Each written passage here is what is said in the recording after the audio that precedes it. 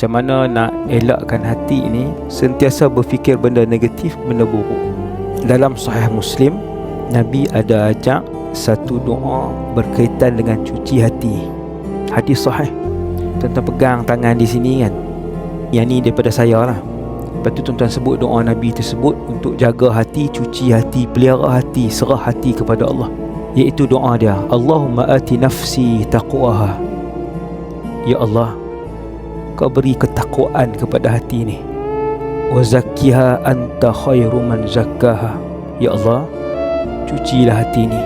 Sesungguhnya Engkau yang paling baik menyuci hati, sebaik-baik yang mencuci hati. Anta waliyuha wa maulaha. Engkaulah Tuan dan pemilik kepada hati ni. Kau yang cipta hati ni, Kau yang tahu sifat hati ni. Kita serah hati kita kepada Allah. Kita minta Allah cuci, kita minta Allah bagi takwa ke hati kita, kemudian kita serah hati ni kepada Allah. InsyaAllah hati yang penuh dengan ketakwaan dicuci oleh Allah itu akan sentiasa memikirkan perkara yang baik, positif untuk dunia dan akhirat kita. Walhamdulillahirabbil alamin.